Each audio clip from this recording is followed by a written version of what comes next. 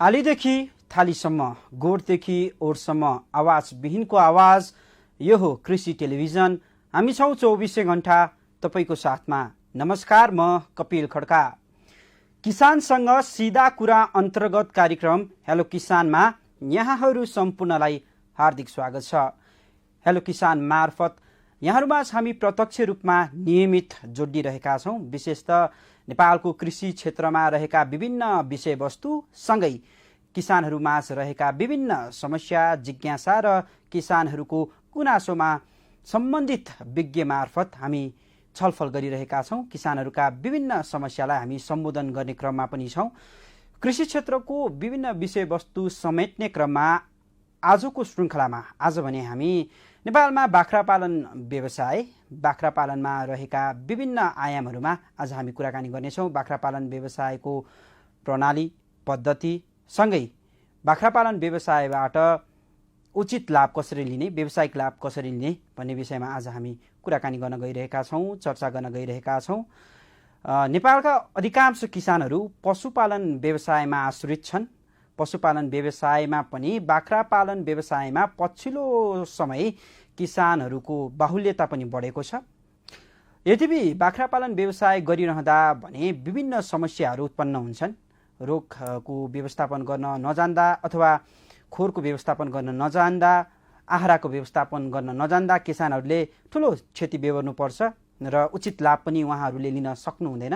आज कसरी चाहिँ उचित लाभ लिन सकिन्छ भन्ने विषय आज हामी उठान गर्नेछौँ। यो सँगसँगै बाख्रा पालन व्यवसाय गरिरहँदाखेरि बाख्रालाई चाहिने दाना र यसको आहाराको व्यवस्थापन कसरी गर्न सकिन्छ त भन्ने विषयमा पनि हामी कुराकानी गर्छौँ। र यो सँगसँगै बाख्रा पालन व्यवसाय गर्नुभन्दा अगाडि चाहिँ किसानहरूले उचित तालिम र ज्ञान लिन कतिको अपरिहार्य छ, यो विषय पनि आज हामी प्रवेश गर्नेछौँ। यिनै सम्पूर्ण विषयमा कुराकानी गर्नको लागि आज हामीसँग अतिथिको रूपमा हुनुहुन्छ पशु चिकित्सक डाक्टर कमलेश्वर भाट। उहाँ लामो समयदेखि बाख्रा पालन व्यवसायमा अथवा पशुपालनमा आबद्ध भएर काम गर्न चाहने किसानहरूलाई चाहिँ प्रशिक्षण पनि दिँदै आउनुभएको छ। सँगै नेपाल भेटनरी एसोसिएसन प्रदेश नम्बर 1 का सदस्य समेत हुनुहुन्छ र यो सँगसँगै सहारा नेपाल सहकारी संस्थामा प्राविधिक विशेषज्ञको रूपमा पनि कार्यरत हुनुहुन्छ। उहाँसँग हामी यिनै विषयमा कुराकानी गर्छौँ। तपाईँहरू पनि जोडिन चाहनुहुन्छ, हेलो किसानमा सहभागिता जनाउन चाहनुहुन्छ भने हामीलाई हाम्रो स्टुडियोको टेलिफोन नम्बर 015430 222 015430 222 मा सिधा सम्पर्क गर्नुहोला। तपाईँ डाक्टर साहबसँग सिधा सम्पर्क गर्न सक्नुहुनेछ। र यो सँगसँगै हामी फेसबुकमा पनि प्रत्यक्ष रूपमा जोडिरहेका छौँ। तपाईँहरू हामीलाई फेसबुकबाट हेरिरहनु भएको छ भने पनि फेसबुकमा पनि कमेन्ट गर्न सक्नुहुनेछ। यहाँहरूलाई अवगत भइसकेको छ, आज हामी बाख्रा पालन विशेषमा छौँ। बाख्रा पालनमा रहेका कुनै पनि समस्याहरू छन्, जिज्ञासाहरू छन्, आज हामीलाई तपाईँहरूले राख्न सक्नुहुनेछ।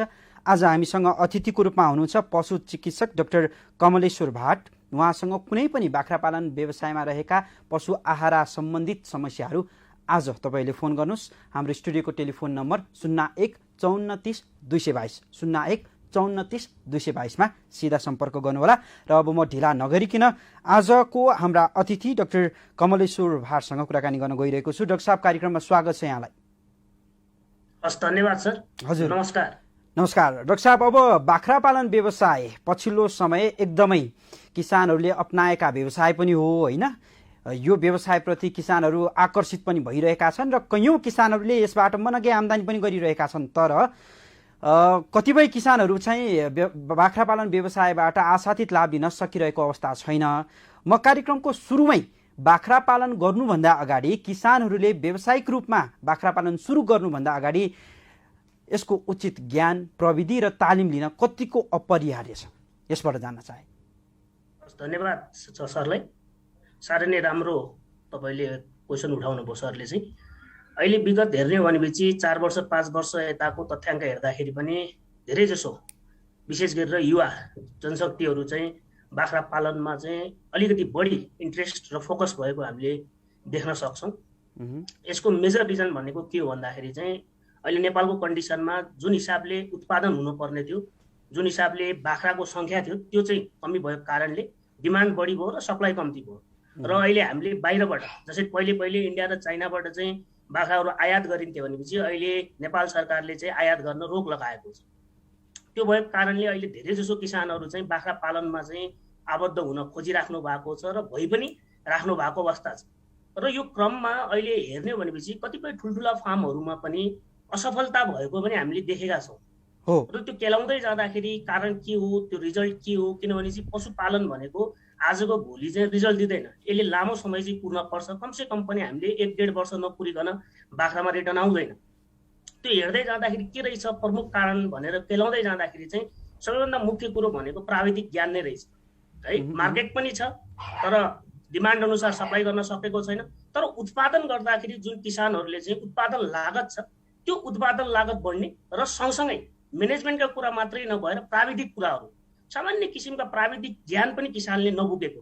किनभने चाहिँ बाख्रा पालन पनि तपाईँको व्यवसायिक हिसाबले गर्ने हो भने यो बिजनेस हो क्या, एउटा किसिमको बिजनेस हो। जो मान्छेले आफ्नो बिजनेसको बारेमा जान्दैन, जो मान्छेले आफ्नो बिजनेसको बारेमा चाहिँ मैले कसरी यसलाई लिएर जानुपर्छ त्यो बिजनेसको बारेमा बुझ्दैन, त्यो बिजनेसको बारेमा ज्ञान राख्दैन भनेपछि त्यो मान्छे भोलिको दिनमा सक्सेस हुन सक्दैन। त्यो भएको कारणले प्रत्येक किसानहरूलाई मैले के अनुरोध गर्न चाहन्छु भने तपाईहरू बाख्रा पालन गरिराख्नु भएको छ र अथवा चाहिँ गर्ने इच्छा राख्नु भएको छ भने चाहिँ पहिलो कुरो भनेको प्राविधिक ज्ञान लिनुहोस्। त्यसको लागि पनि हामीले 4-5 वटा कुराहरू हेर्न पर्ने हुन्छ। प्राविधिक ज्ञानमा के कुराहरू हेर्ने त, जस्तै व्यवस्थापनको पक्ष होला। व्यवस्थापन पक्षमा अहिले सरले भनि नै हाल्नुभयो अगाडि हैन, खोरको कुरा आउँछ, छनौटका कुरा हुन्छन्, कुन जातको बाख्राहरू छनौट गर्ने, कुन किसिमको बाख्रा तपाईँले राख्ने, तपाईँको उद्देश्य के हो। तपाईँ मासु मात्रै उत्पादन गर्ने हो कि तपाईँ मासु सँगसँगै चाहिँ त्यसका पाठापाठी पनि उत्पादन गर्ने हो कि अथवा तपाईँले भोलिका दिनमा चाहिँ रिसोर्स सेन्टर बनाउने हो आफ्नो बाख्रा फार्मलाई। त्यो कुरा चाहिँ हामीले मध्यनजर गर्नु पर्यो।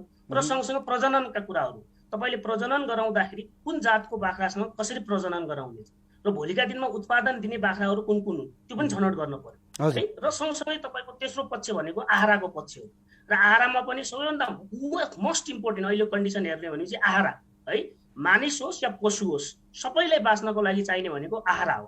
र पशुको जीवनलाई पनि धान्नको लागि लागत मूल्य घटाउने भनेको आहारा हो। त्यसमा पनि तपाईँको घाँस हो है। व्यावसायिक हिसाबले तपाईँले घाँस खेती गर्नु भएको छ कि छैन, अथवा तपाईँले दाना नै दिँदै हुनुहुन्छ भने चाहिँ कस्तो किसिमको दाना खुवाउँदै हुनुहुन्छ है, कुन किसिमको दाना फर्मुलेसन गर्दै हुनुहुन्छ, फिड फर्मुलेसन के हो त तपाईँहरूको, मकै मात्रै खुवाउँदै हुनुहुन्छ कि धानको ढुटो मात्रै खुवाउँदै हुनुहुन्छ, गहुँको चोकर मात्रै खुवाउँदै हुनुहुन्छ कि अथवा तपाईँले सन्तुलित दाना बनाएर दिँदै हुनुहुन्छ। यो मोस्ट इम्पोर्टेन्ट कुरो छ। र त्यस पछाडि आउँछ अन्तिमको पाटो भनेको स्वास्थ्यको पाटो हो है। यो स्वास्थ्यको पाटोलाई पनि तपाईँले मध्यनजर गर्नु पर्यो। तपाईँले कुन समयमा डिओमिङ गर्ने, जुका नाम्लेको औषधि कुन बेला दिने, कुन अवस्थामा दिने, यी 4वटा त मुख्य पिल्लर भयो क्या। व्यवस्थापनको पक्ष, प्रजननको पक्ष, तपाईँको स्वास्थ्यको पक्ष र सँगसँगै आहाराको पक्ष। र यो 4वटा कुरा नर्मल किसानले सबैले जानेका छन्। यदि तपाईँ व्यावसायिक हिसाबले चाहिँ बाख्रा पालन गर्ने हो भने चाहिँ 1-2टा पक्षहरू तपाईँले अझै जान्न पर्छ क्या। तपाईँले बाख्राको रेकर्ड किपिङ गर्नु पर्यो, अभिलेखा राख्नु पर्यो, कुन बाख्रा कति बेला जन्मेको छ, कुन बाख्रासँग कुन बोका लगाउनु भएको छ, यो सबै कुराको तपाईँसँग तथ्याङ्क हुनु पर्यो। र सँगसँगै सबैभन्दा मोस्ट इम्पोर्टेन्ट कुरो तपाईँले पशुको बिमा गराउनु पर्यो है। अनि मात्रै हामी सफल व्यावसायिक बाख्रा पालक कृषक हुन सक्छौँ। र अनि मात्रै कुनै पनि व्यवसाय गर्दाखेरि त्यो व्यवसायले त्यो किसान होस् अथवा त्यो मानिसलाई चाहिँ पाल्न सक्छ। पक्कै पनि अब यहाँले एकदमै महत्त्वपूर्ण जानकारी दिनुभयो होइन। बाख्रा पालन गर्नुभन्दा अगाडि किसानहरूले कुन कुन कुरामा विशेष ध्यान दिनुपर्छ र यो सँगसँगै किसानहरूले अपनाउनु पर्ने विधिमा रहेर पनि जानकारी दिनुभयो। जस्तो नि डाक्टर साहब, अब पछिल्लो समय सहर बजारमा पनि बाख्रा पालन व्यवसायको होडबाजी चलेको छ होइन। सहर केन्द्रित भएर पनि किसानहरू लाग्नु भएको छ। विशेष त सहरमा चाहिँ पाठापाठी हुर्काउनको लागि अथवा पाठापाठी बेचबिखन गर्नको लागि चाहिँ स्रोत केन्द्रको रूपमा उहाँहरूले फार्म स्थापना गर्नुभएको छ। तर नेपालको परिप्रेक्ष्य हेर्ने हो भने मासु खपत पनि अत्याधिक रूपमा छ, मासुको माग पनि अत्याधिक रूपमा छ। सुरुमा त नेपालको परिप्रेक्ष्यलाई हेर्ने हो भने बाख्रा पालन कुन तौर तरिकाबाट जान सकिन्छ? पाठापाठी उत्पादनको लागि जान सकिन्छ कि माछा मासु बेचबिखनको लागि जान सकिन्छ? अब यस्तो अल्टिमेटली तपाईँको मेजर एम लास्टको कन्डिसन भनेको के हुन्छ भन्दाखेरि उत्पादन गरिसके पछाडि त्यो उत्पादनको हामीले चाहिँ मासुको लागि नै बिक्री गर्ने हो है, लास्टमा कन्डिसनमा हेर्ने हो अल्टिमेटली। तर अहिलेको सिनेरियो हेर्ने हो भनेपछि विगतको 2-3 वर्ष अगाडिदेखि जुन हाम्रो तथ्याङ्क थियो, हाम्रो अब बाख्राको सङ्ख्या पनि हेर्ने हो भने चाहिँ 1 करोड 16 लाखको हाराहारीमा थियो। तर यो 2-3 वर्षको तथ्याङ्कमा हेर्दाखेरि 1% अथवा 2%को एराउन्डमा चाहिँ बाख्राको जनसङ्ख्या वृद्धि हुँदै आएको छ क्या। अहिलेको तथ्याङ्कमा हेर्ने हो भने चाहिँ 1 करोड 22 लाखको हाराहारीमा रहेको छ। र सामान्यतया तपाईँको पछाडिको तथ्याङ्क हेर्दाखेरि चाहिँ तपाईँको 7% जति पनि किसानहरू हुनुहुन्छ त्यसको 7% मात्रै किसानहरूले चाहिँ 10 माउ बाख्राहरू पाल्नु भएको छ क्या। 50% 40%ले चाहिँ तपाईँको नर्मल्ली चाहिँ 3 माउ 4 माउ मात्रै बाख्रा पाल्नु भएको छ। तर अहिलेको अवस्था हेर्दाखेरि कतिपय किसानहरू चाहिँ व्यावसायिक हिसाबले गर्दाखेरि चाहिँ 10, 20, 25, 30, 40, 50 गर्दाखेरि अहिले 100, 200 वटा बाख्रा पनि पालिराख्नु भएको छ। अब शहरी क्षेत्रलाई मध्यनजर गरेर हेर्ने हो भनेपछि हामीले अब पशु हो, यो चाहिँ उब्राउने जातको पशु हो जसले घाँस खानै पर्छ है। घाँस नखाइकन हुँदैन, किनभने चाहिँ उब्राउने जातको पशुमा 4 वटा खण्ड हुन्छ जसमा हामीले रुमेन भन्छौँ, रेटिकुलम भन्छौँ, ओमेजम एबोमेजम गरेर 4 वटा खण्ड हुन्छन्। यिनीहरूलाई रेसादार घाँसहरू चाहिँ अति आवश्यक हुन्छ। यिनीहरूले खाएको कुराहरूलाई पचाउनको लागि रेसा नभई नहुने कुरो हुन्छ, फ्रुट फाइबर भनेर भन्छौँ हामीले है। त्यसको लागि चाहिँ तपाईँले पहिलो कुरो सहरी ठाउँमा भए पनि हामीले के गर्नु पर्यो भन्दाखेरि चाहिँ अलिकति जग्गा तपाईँले निर्धारण गर्नु पर्यो, छनौट गर्नु पर्यो जहाँबाट तपाईँले चाहिँ घाँस उत्पादन होस् होइन। घाँस उत्पादन गर्नको लागि पनि हामीले पहिलो कुरो मापदण्ड भनेको तपाईँले बाख्रा पालन गर्दाखेरि चाहिँ के बनाउनु पर्यो भन्दाखेरि चाहिँ मेरो जग्गा कति छ त, मैले कति जग्गामा चाहिँ घाँस लगाउने त होइन। आफूसँग जग्गा छैन भने चाहिँ लिजमा लिन पर्यो, किनकि बिजनेस हो तपाईँको होइन। तपाईँको सटरै हुनुपर्छ भन्ने छैन नि त बिजनेस गर्नलाई, तपाईँले त्यो सटर त भाडामा लिन पर्यो नि त। त्यसैमा तपाईँको लिज लिन पर्यो त्यो जग्गाहरूलाई। र लिजमा लिँदाखेरि तपाईँले कति बाख्रा पाल्ने हो त सुरुवाती कन्डिसनमा अथवा तपाईँको लङ टर्म हेर्दाखेरि चाहिँ। अब नर्मल्ली मैले चाहिँ के भन्ने गर्छु भन्दाखेरि एउटा माउ बाख्रालाई चाहिँ कमसेकम आधी कट्टा जग्गा चाहिन्छ है। त्यो जग्गामा पनि मैले चाहिँ के भन्ने गर्छु भन्दाखेरि तपाईँले चाहिँ ब्यालेन्स हिसाबले चाहिँ घाँस लगाउनु पर्यो क्या। पहिलो भनेको घाँस लगाउने, त्यस पछाडि तपाईँले खोर बनाउने, त्यस पछाडि तपाईँले बाख्रा छनौट गरेर खोरभित्र ल्याउने। हाम्रोमा ठ्याक्कै उल्टो हुन्छ, पहिले हामी खोर बनाउँछौँ, बाख्रा ल्याउँछौँ, अनि त्यस पछाडि 1-2 दिन त चल्छ यताउताको घाँस पातहरूले गरेर चल्छ। तर चौथो दिन पछाडि चाहिँ ओहो घाँसै छैन, बाख्रा पाल्न सकिएन, अब के गर्ने है, बाख्रा त पाल्नै सकिएन भनेर चाहिँ भन्नुहुन्छ, गुनासो गर्नुहुन्छ किसानहरूले चाहिँ। पहिलो प्राथमिकता घाँसलाई दिनु पर्यो पहिलो कुरो, किनभने उत्पादन लागत घटाउनु छ नि त हामीलाई। तपाईँ दाना मात्रै खाए पनि पाल्न सक्नुहुन्छ, नपाल्ने होइन, पाल्न सकिन्छ। कन्सन्ट्रेट फिड मात्रै खाए पनि बाख्रा पाल्न सकिन्छ। तर तपाईँको उत्पादन लागत कति हुन्छ त? तपाईँले 1 किलो मासु उत्पादन गर्नको लागि 500 रुपियाँ खर्च गर्नुहुन्छ भने तपाईँ कतिमा बेच्नुहुन्छ त है। हामीलाई त कस्ट अफ प्रोडक्सन घटाउनु पर्यो। कस्ट अफ प्रोडक्सन घटे भने उत्पादन र उत्पादन त दुवै के हुने भयो, बढेर जाने भयो। त्यसको लागि मेजर कुरो भनेको घाँस खेती गर्नु पर्यो। घाँस खेती गर्दाखेरि पनि तपाईँको जति ल्यान्ड छ त्यो जग्गा छ, त्यो जग्गालाई 3 भागमा विभाजन गर्नु भनेर मैले भनिरहन्छु जहिले पनि किसानहरूलाई। विभागमा होइन 3 भागमा हामीले चाहिँ विभाजन गर्नु पर्यो। किन भन्दाखेरि चाहिँ जति पनि जग्गा छ त्यो जग्गामा हामीले कोसे अकोसे घाँसहरू लगाउनु पर्छ। त्यो पनि बहुवर्षे पनि हुनसक्छ अथवा 1 वर्ष पनि हुनसक्छ। त्यसमा पनि 2टा किसिमका घाँस छन् अब हामीसँग। एउटा चाहिँ तपाईँको भुइँ घाँस छ, एउटा चाहिँ तपाईँको डाले घाँस। 3 भागमा यदि तपाईँले जग्गा चाहिँ विभाजन गर्नुभयो भनेपछि पहिलो 1 भागमा हामीले के गर्नु पर्यो भन्दाखेरि चाहिँ डाले घाँसहरू लगाउनु पर्यो। त्यो डाले घाँस पनि के होस् भन्दा बहुवर्षे घाँसहरू होस् क्या, बहुवर्षे घाँसहरू। अब तराई र मध्य पहाडी क्षेत्रमा लगाउने सक्ने घाँसहरू विभिन्न छन्, जस्तै इपिलिपिल भन्छौँ हामीले, बडर भन्छौँ, कोइरालो भन्छौँ, कोइरालो भन्छौँ होइन, किम्बु भन्छौँ, निमारो, टाकी होइन, चुलेत्रो, यी विभिन्न किसिमका घाँसहरू तपाईँले लगाउनु पर्यो। त्यस पछाडिको दोस्रो भागमा तपाईँले के गर्नु पर्यो भन्दाखेरि चाहिँ भुइँ घाँसहरू जुन बहुवर्षे घाँसहरू, अब सबैलाई थाहा छ त्यो सुपर नेपियर जुन बहुवर्षे घाँस हो होइन, जुन त्यो त्यस्तो किसिमको घाँसहरू हामीले लगाउनु पर्यो। अथवा चाहिँ तपाईँले चाहिँ डिस्मोडियमहरू, स्टाइलोहरू, त्यस्तो किसिम कोसे र अकोसे दुवै किसिमको बहुवर्षे घाँसहरू तपाईँले 1 भागमा लगाउनु पर्यो। र अन्तिमको जुन भाग छ त्यो भागमा सिजनल घाँसहरू लगाउनु पर्यो क्या। हिउँदमा हुने घाँस अथवा चाहिँ तपाईँको बर्खामा हुने घाँस है, त्यस्तो किसिमका घाँसहरू लगाउनु। जस्तै अब हिउँदमै हुने घाँसहरू अब आउने सिजनमा लगाउने भने चाहिँ बर्सिम भयो, जय भयो, भेज घाँसहरू भयो, यस्ता किसिमका कोसे र अकोसे घाँसहरू मिलाएर लगाउनु पर्यो। किन मैले यहाँ कोसे र अकोसे भनेको भन्दाखेरि चाहिँ कोसे र अकोसे घाँस किन लगाउने भन्ने कुरो पनि किसानले जान्न पर्यो क्या। कोसे घाँसमा चाहिँ सबैभन्दा बढी भनेको चाहिँ प्रोटिनको मात्रा पाइन्छ। पशु होस् या मानिस, सम्पूर्ण जीवनलाई चाहिँ तपाईँको चाहिँ उत्पादनशील बनाउनको लागि हामीलाई प्रोटिन नभई नहुने। डाक्टर साहब, मैले हजुरलाई यहीँनिर रोकेँ। हामीसँग कोही दर्शक जोडिनु भएको छ, किसान जोडिनु भएको छ, उहाँसँग कुराकानी गरौँ। नमस्कार, को बोलिदिनुहुन्छ, कहाँबाट? हजुर, म रविन कुमार श्रेष्ठ उदयपुरबाट। हजुर, रविन कुमार श्रेष्ठ उदयपुरबाट भन्नुभयो। हजुर हजुर, हाम्रो आजको पाहुना चाहिँ हुनुहुन्छ। हजुर हजुर श्रेष्ठजी, आज हामी बाख्रा पालन व्यवसायमा रहेर कुराकानी गर्दैछौँ। तपाईँ बाख्रा पालन गर्ने सोच बनाइरहनु भएको छ अथवा किसान हुनुहुन्छ, बाख्रा पालन व्यवसायमा रहेका कुनै गुनासो जिज्ञासा छ? होइन, बाख्रा पालन सम्बन्धी चाहिँ होइन, मैले चाहिँ पशु सम्बन्धी जुन पशु तथा मत्स्य विकास सम्बन्धी चाहिँ मैले जान्न खोजेको। ल भन्नुहोस् त, के छ प्रश्न, के छ तपाईँको? मेरो माछा सम्बन्धी समस्या हो। ल भन्नुहोस्, के छ? रोग व्यवस्थापनको लागि हो कि के छ भन्नुहोस् त? होइन मेरो चाहिँ समस्या के हो भने माछा जुन हामीले पोखरीमा लगाउँछौँ हेलो पोखरीमा लगाउनुको अगाडि पोखरी व्यवस्थापन कस्तो हुनुपर्छ र कस्तो किसिमको माछामा राम्रो उत्पादन लिन सकिन्छ अनि कुन जातको माछाहरू चाहिँ कस्तो कस्तो किसिमको माटो पानीमा चाहिँ उत्पादन गर्न सकिन्छ पानीको पिएच कति हुनुपर्छ पानीमा चाहिँ दोषी तत्त्वहरू जस्तै गोबर कति हाल्नुपर्छ यो मात्रा भनिदिनु भयो ल हुन्छ रविनजी, तपाईँको आशय मैले बुझिसकेको छु। म डाक्टर साहबसँग तपाईँको यो प्रश्न राखिदिन्छु है। हेलो सुन्नुहोस् न। हजुर हजुर। मेरो आफ्नो अहिले पोखरीको साइज भनेको तपाईँको 30 बाई 25 मिटर छ है। हजुर हजुर। दुईटा पोखरी छ अनि कार्गो जातिको माछा एउटा पोखरीमा हालेको छ क्लियर छ। अनि पङ्गास जातको एउटा पोखरी पङ्गास जातको माछा चाहिँ एउटा पोखरीमा हालेको छ, अर्को फाल्टो फाल्टै पोखरीमा एउटा पङ्गास खुल्नमा हाले र कार्गो जातिको चाहिँ अर्कोमा हाले र पङ्गास माछा चाहिँ मेरो मरेर जाँदैछन् एकदम दैनिक अब 35, 40, 50, 60 वटा गर्दै लगभग मेरो चाहिँ अब 15-20 किलो माछा हालेकोमा हजुर हजुर अब त्यसले बढीमा मेरो अब 2-3 किलो चाहिँ बाँकी खान्छु नभए अरू सबै मरे। कारण के होला पोखरी एकदमै रविजी तपाईँको यो समस्या एकदमै महत्त्वपूर्ण समस्या पनि रहेछ होइन। यद्यपि तपाईँले माछाको विषयमा आज हामीलाई प्रश्न राख्नु भएको छ।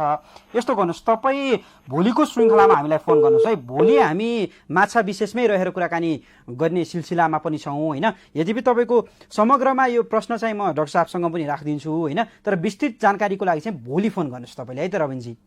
डाक्टर साहब, हामीलाई रविनजीले फोन गर्नुभएको थियो, उहाँ माछा पालक किसान हुनुहुँदो रहेछ होइन। उहाँको चाहिँ आशय माछा पालन व्यवसायबाट कसरी फाइदा लिन सकिन्छ र कुन कुन प्रजातिको माछाबाट चाहिँ व्यावसायिक रूपमा जान सकिन्छ भन्ने उहाँको आशय छ। यसमा केही यहाँले आफ्नो भनाइ राख्न चाहनुहुन्छ थोरै? हस्, धन्यवाद रविनजीलाई। उहाँले उठाउनु भएको प्रश्न पनि अहिले धेरैजसो किसानहरूले माछा पालनमा पनि बढी फोकस नै हुनुहुन्छ है। र यसमा रविनजीले के गर्नु पर्यो भन्दाखेरि चाहिँ पहिलो कुरो भन्दाखेरि तपाईँले खोर बनाउँदाखेरि चाहिँ मोडा पहिलो हेर्नु पर्यो। उदयपुर भन्नुभयो क्यारे होइन? हजुर हजुर, उदयपुर पूर्व पश्चिमको मोडा हुन पर्यो एक पहिलो भनेको। दोस्रो भनेको अब तपाईँको उद्देश्य के हो, तपाईँले कुन माछा पाल्दै हुनुहुन्छ, पाल्ने तपाईँको इच्छा छ। जस्तै तपाईँको कमन काप भयो होइन, रहु भयो, नैनी भयो होइन, तपाईँको चाहिँ अब भाकुरहरू भयो, बिगेट भयो, सिल्भर काप भयो, यिनीहरूलाई चाहिँ हामीले एकै ठाउँमा चाहिँ एउटै पोखरीमा राखेर पाल्न सकिन्छ, नसकिने होइन। किनभने चाहिँ कमन कापहरू तपाईँको के हुन्छ भन्दाखेरि तपाईँको पोखरीको सतहमा चाहिँ चर्ने अथवा चाहिँ पोखरीको बिचमा गएर चर्ने, सिल्भर कापहरू माथिमा आएर चर्ने, विभिन्न किसिमका हुन्छन्। जस्तै ग्रास काप भयो, छेउछेउमा गएर चर्ने, बिचमा चर्ने होइन। अब त्यसरी रहु तपाईँको यिनीहरू भनेको के हो भन्दाखेरि घाँस खाने जातको चाहिँ माछाहरू हो।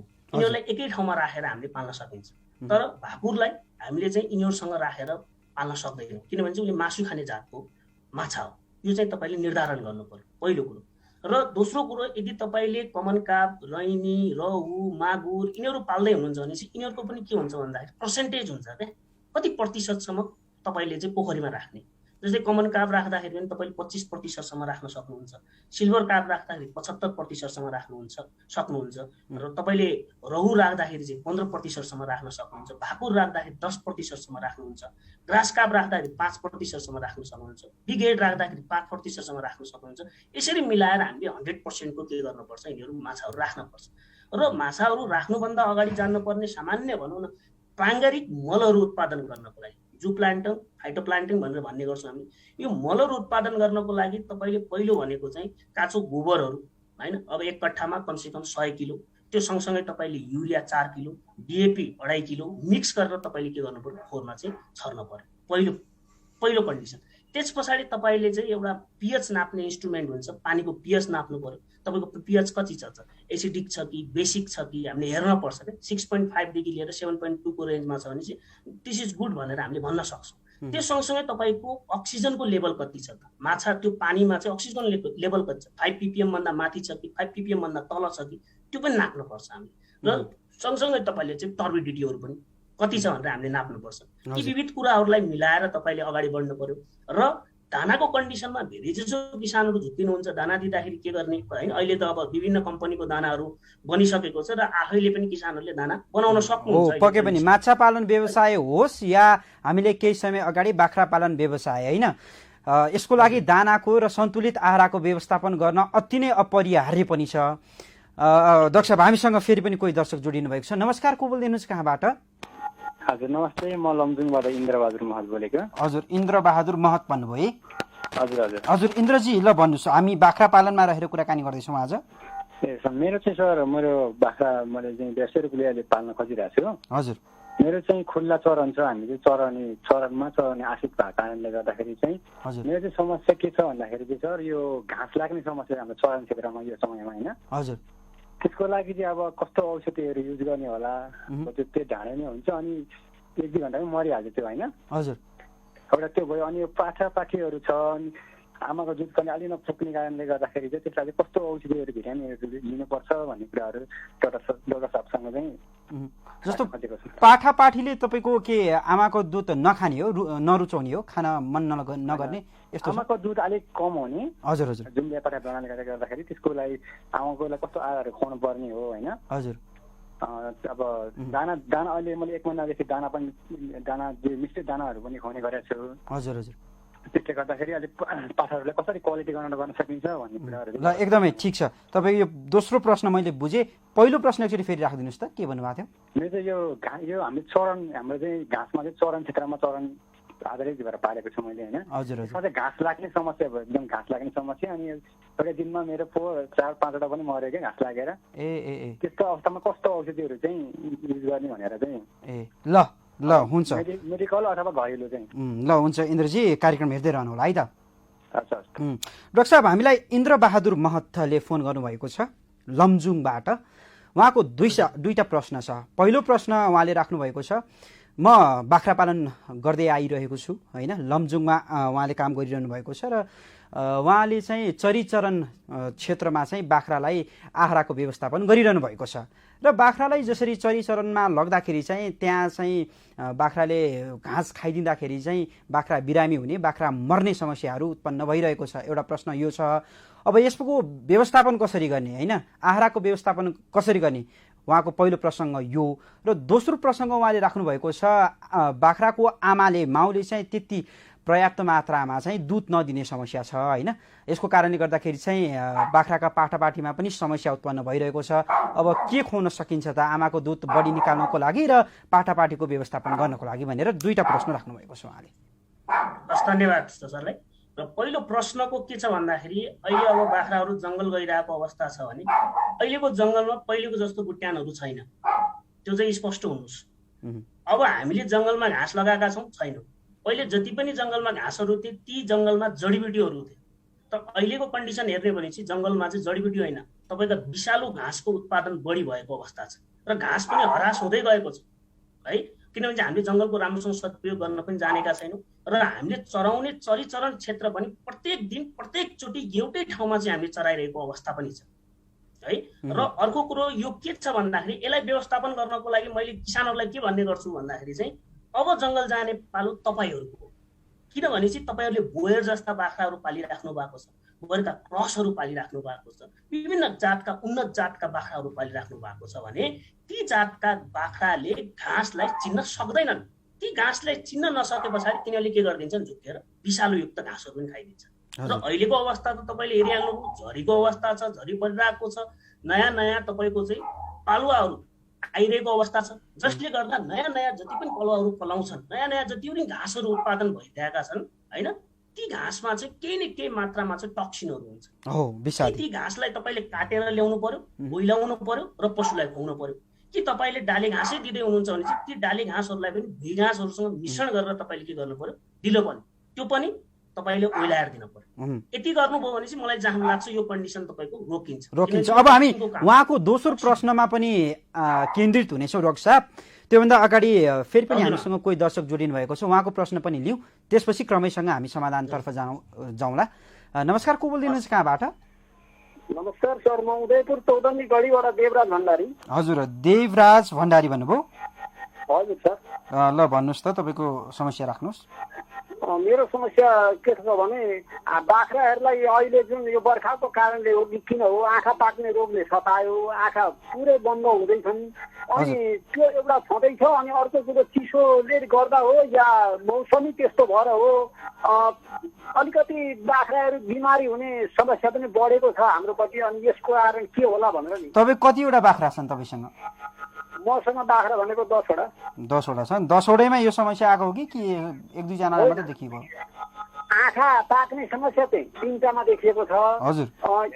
एउटा चाहिँ त्यो हुँदाहुँदै मरो पनि हेर्नु, अस्ति एउटा बोको मरो। हजुर। अनि त्यसले गर्दाखेरि अब यो समस्या के हो, अब स्वास्थ्य विज्ञहरू डक्टरमा यहाँ भेटनरीमा गएर बुझ्दा पनि उहाँहरूले भन्नुहुन्छ त्यस्तो अत्तालिनु पर्दैन भनेर भन्नुहुन्छ, तर बाख्रा मरिरहेको छ, यो के हो भनेर। ल, एकदमै तपाईँको यो एकदमै ठुलो समस्या बेहोरिरहनु भएको रहेछ। म डाक्टर साहबलाई तपाईँको समस्या राख्छु, टेलिभिजन हेर्दै रहनु होला है त।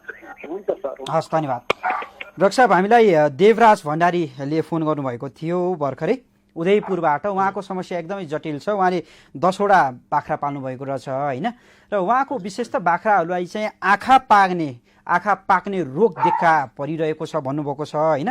र 1-2-3टा बाख्रालाई चाहिँ यो समस्या देखिएको छ र अरू बाख्रा चाहिँ झोक्राउने, त्यसरी रोग, अरू अन्य रोग पनि देखा पर्ने होइन। दाना पानीको व्यवस्थापन गर्दाखेरि पनि उचित तरिकाले नखाने यस्तो समस्या पनि देखिरहेको छ। एउटा बाख्रा मरे पनि भन्नुभएको छ होइन। अब यसको चाहिँ समाधान कसरी पाउन सक्छु मैले भन्ने आशय उहाँले राख्नुभएको छ। र धन्यवाद सरलाई। हजुर। अब पहिलो कुरो उहाँलाई म के जानकारी गराउन चाहन्छु भनेपछि, अब तपाईँले एउटा थर्मिटर राख्नुहोस् घरमा। थर्मिटरले तपाईँले चेक गर्नुहोस् आफ्नो बाख्राको तापक्रम।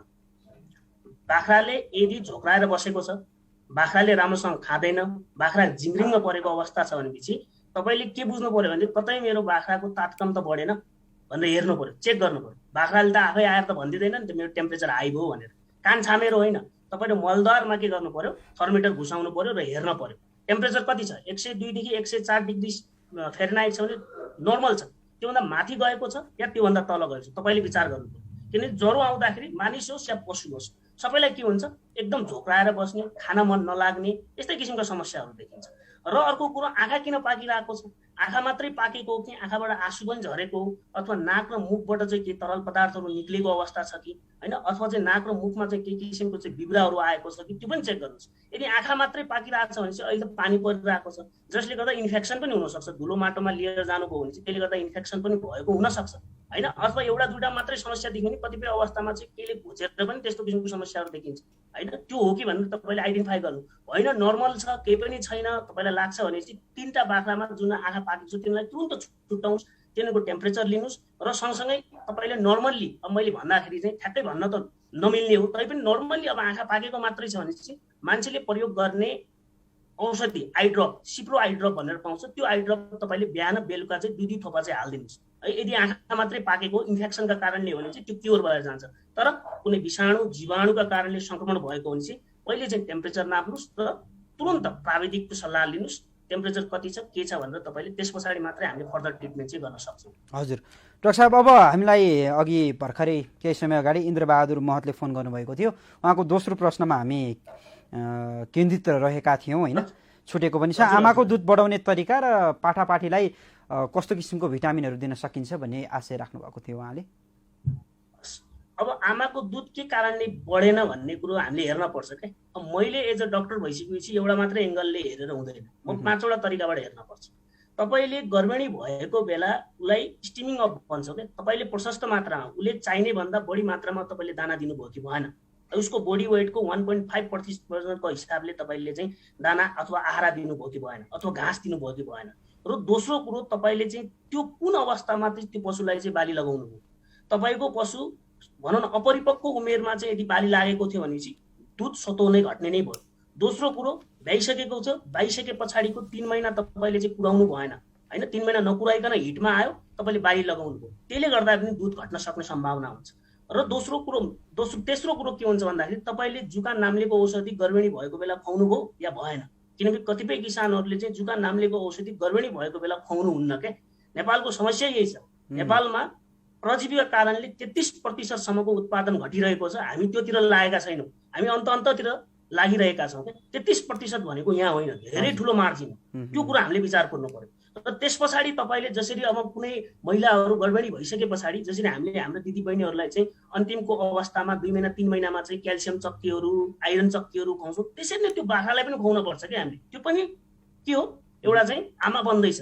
त्यसको लागि तपाईँले ब्याउनुभन्दा 1 महिना अगाडि चाहिँ खनिज तत्त्वहरू, मिनरल मिक्सरहरू पर्याप्त मात्रामा खुवाउनु भयो कि भएन, त्यो कुरा पनि विचार गर्नु। एकदमै स्याहार सुसारमा पनि हामी कतिपय किसानहरूले ध्यान दिनुहुन्न होइन। अग्रणी यो उहाँहरूले जसरी यहाँले भन्नुभयो यो विधि उहाँले अग्रणी अप्नाइदिनु भयो भने पछि यो समस्या उत्पन्न हुँदैन होइन।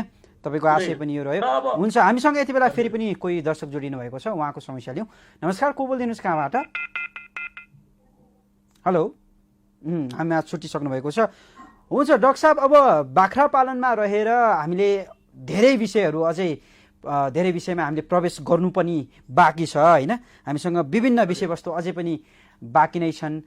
हुन्छ, यति बेला भने हामी छोटो व्यापारिक विश्राममा जाने बेला भएको छ डाक्टर साहब। हुन्छ, हामीसँगै रहनु होला, हामी केही छिनपछि यहाँसँग पुनः जोडिनेछौँ है।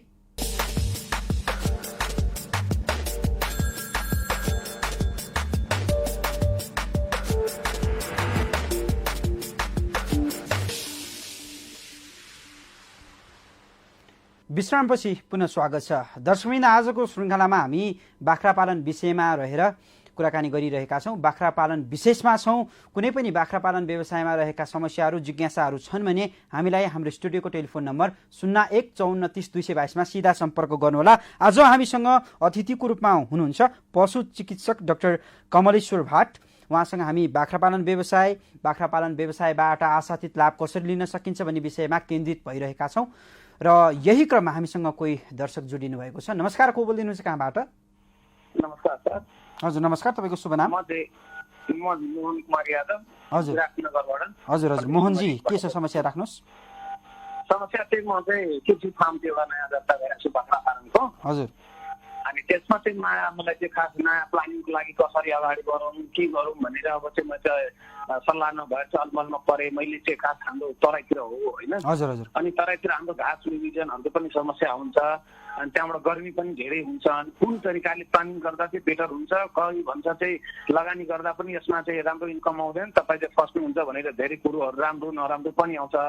म चाहिँ अब एउटा अफिसियली मान्छे, अफिस चाहिँ अब यही लकडाउनको कारणले अफिस बन्द भएर चाहिँ अब त्यतिले घर बस्नु परिरहेछ। अब चाहिँ जब नगरौँ भने केही कृषितिर आबद्ध हौँ भनेर। तपाईँ के योभन्दा अगाडि के शिक्षक हुनुहुन्छ भनेर भन्नुभयो? हजुर हजुर, के भन्नु सर? शिक्षण पेसामा हुनुहुन्थ्यो तपाईँ? बुझिनु सर? तपाईँ पढाउनुहुन्थ्यो, शिक्षण पेसामा हुनुहुन्थ्यो पहिला? होइन होइन, म चाहिँ टेलिकमतिर थिएँ सर। ए प्राविधिकतिर हुनुहुन्थ्यो? प्राविधिकतिर थिएँ, तर लकडाउनमा चाहिँ म चाहिँ भेन्डर कम्पनीबाट थिएँ। अनि त्यसमा चाहिँ मेरो अब कम्पनी चाहिँ बन्द भएर चाहिँ म चाहिँ अब घरतिर बसेँ। बस्दाखेरि अब कृषितिर आबद्ध हौँ भनेर नयाँ प्लानिङको लागि सर्ट लाइनमा चाहिँ कसरी प्लानिङ गर्दा चाहिँ म अगाडि बढ्न सक्छु र यो प्लानिङ गर्न सक्छु। मैले चाहिँ यसको लागि डकुमेन्टहरू पनि सबै रेडी पारेँ, तर यसको प्लानिङ चाहिँ खास कतिसम्म लागत लाग्छ र कतिदेखि सुरु गर्दा पनि म अगाडि बढ्छु, त्यो हिसाबले मलाई एकचोटि सल्लाह दिँदा पनि। तपाईँको एकदम आशय मैले बुझिसकेको छु होइन। निकै नै उत्तम सोचका साथ तपाईँले प्रश्न राख्नु भएको छ। हुन्छ, कार्यक्रम हेर्दै रहनु होला है त। डाक्टर साहबलाई पनि नमस्कार भन्नु होला। हस्, हुन्छ, ओके ओके, हस्, धन्यवाद। डाक्टर साहब, हामीलाई विराटनगरबाट मोहन यादवले फोन गर्नुभएको थियो भर्खरै। उहाँ अन्यलमा पर्नु भएको छ। उहाँको प्रश्न चाहिँ के छ भन्दा, उहाँ पहिला प्राविधिक क्षेत्रमा हुँदो रहेछ होइन, टेलिकमतिर हुँदो रहेछ। अब यो लकडाउनको कारणले गर्दाखेरि रोजीरोटी घुमेको छ, कृषि पेसाप्रति आकर्षित हुन खोजिरहनु भएको छ र विशेष त बाख्रा पालनमा आबद्ध हुन चाहनु भएको छ। उहाँले फार्म पनि दर्ता गरिसक्नु भएको रहेछ, तर अन्यलमा चाहिँ कसरी पर्नु भएको छ भन्दा, अब तराई क्षेत्रमा हुनुहुन्छ, साथीभाइले पनि यहाँ राम्रो हुँदैन, बाख्रा पालन हुन सक्दैन भनेर उहाँको दिमाग पनि माइन्ड वास गर्ने पनि काम गरिरहनु भएको रहेछ। उहाँको मूल आशय त कसरी सुरु गर्ने त, कतिवटाबाट सुरु गर्ने त, कुन बाख्रा राख्ने त, यसमा घाँसको व्यवस्थापन कसरी गर्ने त भन्ने अन्यलता सहितको प्रश्न छ उहाँको। कृपया। धन्यवाद छ सरलाई। घाँसको कुरो मैले अघि नै थोरै सरलाई चाहिँ भनि नै सकेँ मैले होइन। हजुर, सुरुमा त उहाँले अब योजना बनाइसक्नु भएको छ भने चाहिँ उहाँको योजना के हो त? भोलिको दिनमा पाठापाटी उत्पादन गर्ने हो या चाहिँ उहाँले चाहिँ मासु पनि उत्पादनको लागि चाहिँ खसी अथवा बोकाहरू पाल्ने हो? त्यो दुईटा कुरालाई मध्यनजर गर्नु पर्यो होइन। म दुवै गर्छु भन्ने योजना छ भने अझै राम्रो भयो होइन। अब यो कुराको लागि पहिलो कुरा भनेको तपाईँले सुरुवाती चरणमा हुनुहुन्छ भने पहिलो चाहिँ तपाईँले तालिम लिन जरुरी छ, ट्रेनिङहरू लिन जरुरी छ। र तराई क्षेत्रमा बाख्रा हुँदैन भन्ने कुरो चाहिँ गलत हो।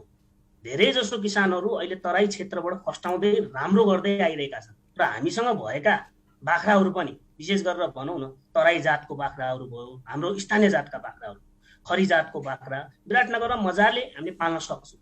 लोकल जातको बाख्राहरू पनि होइन। अब लोकल जातको बाख्रा मात्रै पाल्ने कि बोर पाल्ने भन्ने पनि धेरै कन्फ्युजन हुन्छ। र यदि तपाईँ सुरुवाती चरणमा हुनुहुन्छ, अब किनभने चाहिँ बाख्रा पालन किसानलाई चाहिँ हामीले गरिब किसानको गाई पनि भन्ने गर्छौँ। अब बोर मात्रै पाल्ने किसानहरूलाई त अब गरिब किसानको गाई भनेर चाहिँ भन्न पनि मिलेन। अब बोरको दाम अहिले सुन्नुभयो भनेपछि अब मान्छे यतिकै पनि ढलान जस्तो गर्छन् होइन। 100%को 2 लाख 3 लाख रुपियाँसम्म पनि तपाईँको जान आउँछ।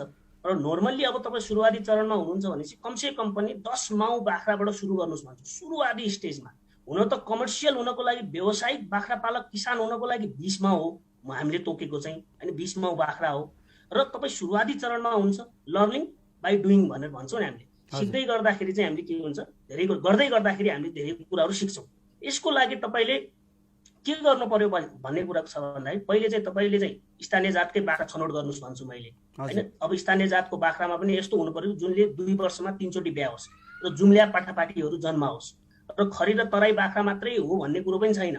हाम्रो अब नेपालको कन्डिसन हेर्ने हो भने चाहिँ 2032 सालतिर नेपाल सरकारले विभिन्न किसिमका जातहरू भित्राएको थियो कि जमुनापारी भयो, बिटल भयो, सिरोही भयो होइन, विभिन्न किसिमका, जसले गर्दा क्रस भइसकेको अवस्था छ। र तपाईँले यस्तो छनौट गर्नुहोस् कि कुजातको बाख्रा होइन कि जातको बाख्रा, जसमा के होस् भन्दाखेरि चाहिँ 2 वर्षमा 3 चोटि ब्याउने र 2 भन्दा बढी पाठापाठीहरू जन्माउने सकभर त्यस्ता बाख्राहरू छनौट गर्नु पर्यो। छनौटको पनि केही तरिकाहरू छ होइन। यो सबै कुरा त मैले तपाईँलाई भन्न सक्दिनँ। यो सबै कुरा हामीले कार्यक्रमको समय अवधि पनि छोटो छ, सबै कुराहरू हामीले कार्यक्रमबाट समावेश गर्न पनि सक्दैनौँ। हामी अन्तिममा डाक्टर साहबको नम्बर पनि यहाँहरूमा छोड्न गइरहेका छौँ, दिन गइरहेका छौँ। थप कुराहरू तपाईँहरूले कार्यक्रम पश्चात पनि लिन सक्नुहुन्छ, कार्यक्रम पछि पनि लिन सक्नुहुनेछ। यति बेला हामीसँग फेरि पनि कोही दर्शक जोडिनु भएको छ। नमस्कार, को बोल्दै हुनुहुन्छ, कहाँबाट? हेलो हेलो हजुर, तपाईँको नाम शुभ नाम भन्नुहोस्। मनहरी अधिकारी पाँचखाल। हजुर, मनहरी अधिकारी पाँचखालबाट। हजुर ल भन्नुहोस्, समस्या राख्नुहोस्। समस्या मेरो त बाख्राहरूको खुट्टो अस्ति नै मैले कुरा गरेको थियो है सर। हजुर हजुर। अनि खुट्टो चाहिँ खुट्टोमा कालो कालो हुने होइन, पाके जस्तो हुने होइन। हजुर। अनि खोच्चौनी गरे गर्छ, त्यसलाई के चाहिँ गर्ने होला सर? त्यो मलम चाहिँ ल्याएर लगाइदिए त्यसले भएन जस्तो लागेको हो कि न? अलिअलि बिसो हुन्छ, राम्रो बिसो हुँदैन। कतिवटा बाख्रामा देखिएको समस्या हो यो? यो 4-5 वटै बाख्रामा सर आँकडा छ होइन। हजुर, 4-5 वटामा त्यो देखिएको छ। कहिलेदेखि देखिएको समस्या हो यो? कति भयो? झन्डै 15-20 दिन हो सर। 15-20 दिन भयो। हजुर। ल मनोहरीजी, कार्यक्रम हेर्दै रहनु होला है त, तपाईँको यो समस्या म राख्छु। डाक्टर साहब, मनोहरी अधिकारीले हामीलाई पाँचखालबाट फोन गर्नुभएको छ। उहाँसँग 8-9 वटा बाख्रा छ भनेर भन्नुभएको छ होइन।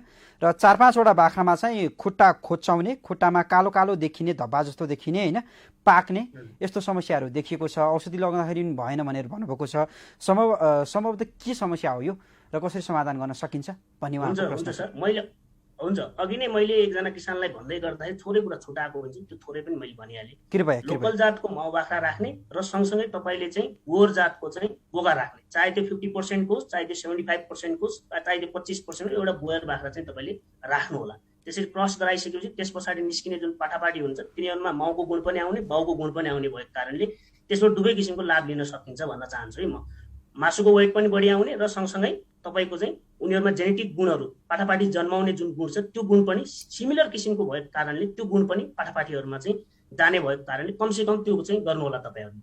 र दोस्रो प्रश्न जुन अहिले उहाँले सोध्नु भएको छ, अहिले धेरै जसो समस्याहरू देखिरहेछ, यो प्रब्लम धेरै आइरहेछ। किनभने झरी परिरहेछ, झरी परेको बेला चाहिँ बाख्राले अर्धस्वतन्त्र तरिकाले पाल्ने अथवा जङ्गलमा लिएर जाने गरेको कारणले चाहिँ झरी पर्ने, पानी फुरमा भिज्ने होइन, मोइस्चर छ नि त फुरमा पानीमा भिज्ने, जसले गर्दा विशेष गरेर खुट्टा खोच्चाइरहेको छ भनेपछि तपाईँको खुट्टामा है अब नहेरिकन ठ्याक्कै त भन्न सकिँदैन, अनुमानित, किनभने चाहिँ मैले अहिलेको कन्डिसनलाई मध्यनजर गरेर, अहिलेको अवस्थालाई मध्यनजर गरेर त्यो कतै चाहिँ खुर कुहिने समस्या त होइन, फुटरोट त होइन, एकचोटि विचार गर्नुहोस्। कतै तपाईँको बाख्राको जुन खुर छ त्यो खुर हेर्नुहोस्, त्यो काप हेर्नुहोस्, त्यो कापमा रातो कलरको, पिङ्क कलरको, सेतो कलरको यसरी सुँघ्दाखेरि चाहिँ गनाउने किसिमको छ त छैन कतै? र त्यो खुर चाहिँ सडेको जस्तो कुहिएको जस्तो त छैन कतै, त्यो विचार गर्नुहोस्। यदि छ भने चाहिँ खुरलाई अलिकति ट्रिम गरिदिने, काटिदिने र खुरलाई के गराउनु पर्यो, डिपिङ गराउनु पर्यो कि डिपिङ चोक्न पर्यो। तपाईँले बाहिर लिएर जाँदाखेरि पनि ल्याउँदाखेरि पनि सकभर झरी परेको बेला सकभर तपाईँले मोइस्चर छ भने पछाडि चाहिँ नलिएर जानुहोस्, खुरमै राख्नुहोस्, बरु 2-4 दिन 8-10 दिन हप्ता दिन जबसम्म निको हुँदैन। यदि त्यस्तो कन्डिसन आउन सकेन भने के गर्नुहोस् भन्दा त्यो खोरलाई कि कालो कलरको फिनोल पानीमा चोप्नु पर्यो कि तपाईँले निलो तुतुको 5% को झोलमा 2 मिनटसम्म बिहान बेलुका गरेर चोप्नु पर्यो। र यदि अझै कम्प्लिकेटेड हुँदै गएको अवस्था छ भने चाहिँ प्राविधिकलाई बोलाएर एन्टिबायोटिकको इन्जेक्सन पनि लगाउनु पर्ने अवस्था आउन सक्छ है। त्यो कुरालाई चाहिँ मध्यनजर गर्नुहोस्। हजुर, हुन्छ डाक्टर साहब, अब समयको पाबन्दी छ, जाँदै के भन्न चाहनुहुन्छ? जस्तो यहाँले केही समय अगाडि बोयरको प्रसङ्ग पनि निकाल्नु भएको थियो होइन? अब नेपालमा पनि स्थानीय स्तरमा स्थानीय नस्लहरू धेरै नै छन् र उता उत्पादन बढाउनको लागि विदेशी नस्लहरू पनि आइरहेका छन्, भित्रिरहेका छन् र विदेशी नस्लप्रति किसानहरूको झुकाव पनि बढिरहेको छ होइन? अब दुवैलाई तालमेल कसरी बढाउन सकिन्छ, कसरी बनाउन सकिन्छ र दुवैको तालमेलबाट कसरी उत्पादन लिन सकिन्छ, छोटो रूपमा बताइदिनु होला। हस्, धन्यवाद सर। अब पहिलो कुरो के छ भन्दाखेरि बोयर मात्रै पाल्छु भन्दाखेरि अब तपाईँसँग यो कति छ भन्ने कुरो मुख्य कुरो हो, किनकि बोयर सस्तोमा पाउने कुरो छैन अहिलेको कन्डिसनमा। र म चाहिँ जो अब बाख्रा पालन गर्ने सोच बनाइराख्नु भएको छ उहाँहरूको लागि र पालिराख्नु भएको लागि के भन्छु भन्दाखेरि बोयर पाल्ने मात्रै किसान बाख्रा पालक किसान होइन है भन्न चाहन्छु है। लोकल जातको पाल्ने किसानहरू पनि थुप्रै छन् हामीसँग, राम्रै फाइदा गरिरहेका छन्। अब लोकल जातमा पनि तपाईँले छनौट गर्नु पर्यो है। तराई र मध्य पहाडी क्षेत्रमा हुने किसानले विशेष गरेर के छनौट गर्नु पर्यो भन्दाखेरि चाहिँ मैले लोकल बाख्रा पाल्दाखेरि त्यो बाख्राले उत्पादन कहिले दिन्छ है? 1 वर्षमा एकचोटि मात्रै ब्याउने हो कि तपाईँको 2 वर्षमा 3 चोटि ब्याउने हो? त्यस्तो किसिमको छनौट गर्नु पर्यो, सिलेक्सन गर्नु पर्यो। तपाईँ छनौट प्रक्रिया सबैभन्दा मोस्ट इम्पोर्टेन्ट हो। छनौटमा फेल हुनुभयो भने चाहिँ फ्युचरमा फेल भइन्छ। छनौट गर्नु पर्यो। माउ बाख्रा स्थानीय जातकै राख्नुहोस्, खरी राख्नुहोस्, तराई राख्नुहोस् अथवा जुनसुकै राख्नुहोस् जसले 2 वर्षमा 3 चोटि ब्याओस्, अथवा ट्विङ्स पाठापाठीहरू जन्माओस् त्यो राख्नुहोस्। र तपाईँले कमसेकम एउटा बोयर बोका है, बोयरको बोका भनौँ 55% अथवा 75% अथवा 87.5% अथवा 90% अथवा 100% को एउटा बोयर बोका राख्नुहोस्। किन बोयरमा पनि त्यही किसिमको गुण छ क्या, 2 वर्षमा 3 चोटि ब्याउने, जुम्ल्या जन्माउन सक्ने र हाम्रो स्थानीय जातको बाख्रामा पनि त्यही गुण छ, म्याच हुने भयो, जसले गर्दा भोलिका दिन पाठापाठीमा पनि त्यही किसिमको गुण जाने भयो। किनकि बाउ र आमाको त 50-50% गुण जाने हो नि त छोराछोरीहरूमा। र सँगसँगै के छ, हाम्रो स्थानीय जातको बाख्राको 1 वर्षमा तौल म्याक्सिमम भइदियो भने, राम्रो खानपिन आहाराहरू दियो भने चाहिँ 25 किलो 30 किलो हुन्छ म्याक्सिमम है। 30 किलो हुनु त गाह्रै हुन्छ, 25 किलो भनौँ न खरी जातको, तराई जातको। तर बोयर जातको बाख्रा तपाईँले 50% पनि ल्याउनु भयो भनेपछि त्यो 50% को बोका यदि तपाईँसँग छ भने चाहिँ त्यो नर्मल्ली पनि तपाईँको के हुन्छ भन्दाखेरि 1 वर्षमा 35 देखि 40 किलो नर्मल्ली पनि हुन्छ। भने पछाडि भोलिको दिनमा जन्मिने जुन पाठापाठी छन् ती पाठापाठीमा दुईटै गुण आउने भयो क्या, आमाको बाउको गुण दुवैको आउने भयो नि त। भनेको कस्तो गुण आउने भयो, मासुको उत्पादन पनि वृद्धि हुने गुण आउने भयो र सँगसँगै चाहिँ भोलिको दिनको लागि भनेर चाहिँ तपाईँको जुम्लिया पाठापाठीहरू जन्माउने अथवा 2 वर्षमा 3 चोटि ब्याउने गुण पनि आउने भयो। यसरी तपाईँले सुरुवात गर्नुहोस् भन्न चाहन्छु म चाहिँ। हुन्छ डाक्टर साहब, कार्यक्रममा सहभागिता जनाइदिनु भयो र किसानहरूको समस्या गुनासोहरू पनि हामीले सम्बोधन गऱ्यौँ। यहाँलाई धेरै धेरै धन्यवाद। हस्, धन्यवाद छ सर, मलाई सरले आमन्त्रणा गर्नुभयो र सरलाई यही कृषि टेलिभिजन मार्फत मैले जानकारी गराउन चाहे। मेरो पनि एउटा चाहिँ फेसबुक पेज छ कृषि क्रान्ति भनेर है, त्यसै गरेर युट्युब च्यानल पनि छ कमलेश्वर भाट भनेर। विशेष गरेर मैले बाख्रालाई चाहिँ मध्यनजर गरेर विभिन्न किसिमका तालिमहरू मैले त्यहाँ त्यो पेज मार्फत पनि दिएको अवस्था छ र सँगसँगै युट्युब मार्फत पनि दिएको अवस्था छ होइन। तपाईँहरू यदि बाख्रा पालक किसानहरू हुनुहुन्छ भनेपछि अथवा चाहिँ अरू पशुपालन गरिराख्ने किसानहरू हुनुहुन्छ भने त्यहाँ आबद्ध भएर पनि तपाईँले हेर्न सक्नुहुन्छ। मैले डे बाई डे केही न केही नयाँ नयाँ कुराहरू चाहिँ जुन किसानलाई पक्कै पनि उनीहरूले गरिरहेको, जुन अहिले कार्यान्वयन गरिराख्नु भएको छ त्यो कुरालाई चाहिँ मध्यनजर गरेर मैले सिकाइरहेको अथवा भनिरहेको अवस्था हुन्छ, त्यो तपाईँले हेर्न सक्नुहुन्छ। हुन्छ, धन्यवाद सर। हस्, छुट्टिन्छौँ हामी। हस्, धन्यवाद सर। पक्कै पनि दर्शकबिन, यहाँहरू डाक्टर कमलेश्वर भाटसँग जोडिन चाहनुहुन्छ, फेसबुक थ्रु जोडिन चाहनुहुन्छ अथवा युट्युब थ्रु जोडिन चाहनुहुन्छ भने पक्कै पनि तपाईँहरू जोडिन सक्नुहुनेछ। र यो सँगसँगै अन्य प्राविधिक ज्ञान र सिपको लागि पनि सम्पर्क गर्न चाहनुहुन्छ भने 98 49 89 57 11 9849 895711 यो डाक्टर साहबको नम्बर हो, तपाईँहरूले सिधा सम्पर्क गर्नुहोला। र यति भन्दै आजलाई निर्धारित समय सकिसकेको छ। हामी भोलि फरक विषयवस्तु र फरक अतिथिका साथ पुनः उपस्थित हुने नै छौँ।